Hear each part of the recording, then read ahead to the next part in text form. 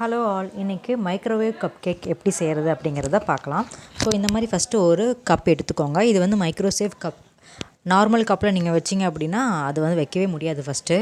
And இதில் வந்து எனக்கு தேவையான சுகர், இந்த ஸ்பூனில் வந்துட்டு சுகர் வந்து நான் போட்டிருக்கேன். இதில் வந்து ஒரு 2 ஸ்பூன் சுகர் போட்டிருக்கேன். அப்புறம் இந்த மாதிரி ஒரு சின்ன ஸ்பூனில் வந்து பார்த்தீங்க அப்படின்னா மெஷரிங் ஸ்பூனில் தயிர் 2 ஸ்பூன் வந்து போட்டிருக்கேன்.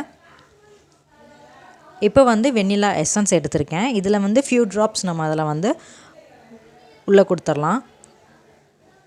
அண்ட் வந்து பார்த்திங்கன்னா வந்து லிக்விடாக இருக்கிறதெல்லாம் ஃபஸ்ட்டு நம்ம வந்து இந்த மாதிரி கலக்கிக்கணும். அதுக்கப்புறம் வந்து பவுடராக இருக்கிறது வந்து அதுக்கப்புறம் நம்ம வந்து கலக்கிக்கலாம். ஸோ நல்லா வந்து சர்க்கரைலாம் கரையிற மாதிரி நல்லா நம்ம வந்து கலக்கி விட்டுறலாம். அடுத்ததாக வந்து பார்த்திங்கன்னா நான் ஆல்ரெடி எடுத்து வச்ச ரோஸ் மில்க் எசன்ஸை வந்து நம்ம போட்டோம். இப்போ வந்து நெய் வந்து நான் ஆட் பண்ணிக்கிறேன். நான் வந்து ஏன் பட்டருக்கு பதிலாக நெய் போட்டேன் அப்படின்னா பிட்டும் வந்துட்டு இந்த காம்பினேஷன் வந்து ரொம்ப நல்லா சாப்பிடுவான். அதனால நான் வந்துட்டு நெய் ஆட் பண்ணியிருக்கேன். இப்போ வந்து அதே மெஷரிங் ஸ்பூனில் ஒரு ஸ்பூன் மில்க் வந்து ஆட் பண்ணியிருக்கேன். இப்போ எல்லாம் நல்லா நம்ம வந்து மிக்ஸ் பண்ணி விட்டுக்கலாம். மிக்ஸ் பண்ணிவிட்டு இப்போ தான் நான் வந்து மைதா மாவு வந்து ஆட் பண்ணுறேன். ஸோ மைதா மாவை சேஃபாக அப்படிங்கிற மாதிரி நீங்கள் கேட்டிங்கன்னா நான் எனக்காவது ஒரு நாள் இப்படி கொடுக்கலாம். நான் மேக்ஸிமம் வந்து வீட் ஃப்ளாரில் தான் நான் வந்து பிட்டுக்கு செஞ்சு கொடுப்பேன். அதுக்கப்புறம் பேக்கிங் பவுடர் நான் கொஞ்சமாக ஆட் பண்ணிக்கிறேன். இதையும் வந்து நம்ம நல்லா கலந்து விட்டுக்கலாம். இப்போ லாஸ்ட்டாக வந்து பார்த்திங்கன்னா நான் பனானா வந்து ஒரு ஸ்பூனுக்கு வந்து ஆட் பண்ணியிருக்கேன். பனானா வந்து நல்லா மேஷ் பண்ணிக்கோங்க. அண்ட் இது வந்து நல்லா பழுத்த பழமாக இருந்தால் இன்னும் நல்லது. நல்லா கலந்து விட்டுட்டு உங்களுக்கு கன்சிஸ்டன்சி எப்படி இருக்கும் அப்படின்னா இப்படி எடுத்து நீங்கள் ஊற்றும் போது ஒரு மாதிரி விழுன்னு இந்த மாதிரி வந்து இருக்கணும். இதுதான் இதோட கரெக்டான கன்சிஸ்டன்சி. அண்ட் இது வந்து ரொம்பவே ஈஸியாக ஒரு 2 மினிட்ஸில் வந்து நம்ம வந்து ரெடி பண்ணிடலாம். ரொம்ப நேரம் எடுக்காது. திடீர்னு உங்களுக்கு ஒரு கேக் சாப்பிடணும் அப்படின்னா இதே மெத்தட் வந்து ஃபாலோ பண்ணிக்கலாம். நான் பிட்டுக்கு வந்து நான் இப்படி தான் செஞ்சு கொடுப்பேன். அண்ட் எனக்கு தேவையான நட்ஸ் ஏதாவது வேணும்னா அதில் வந்து நம்ம அந்த மாதிரி போட்டுக்கலாம்.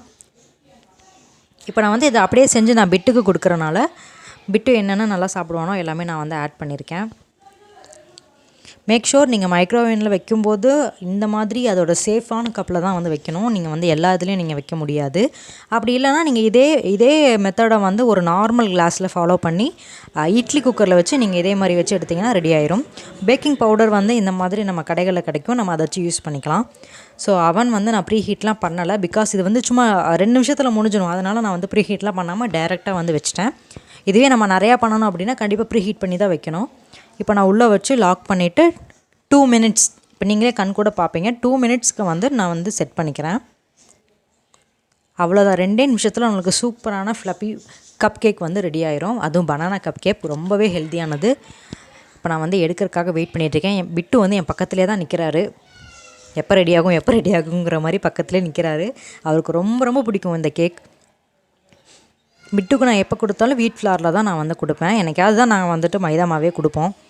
ஸோ ரெடி ஆயிடுச்சு. இப்போ எடுத்து பார்க்கலாம் நம்ம கேக் எப்படி ரெடி ஆகிருக்கு அப்படிங்கிறத.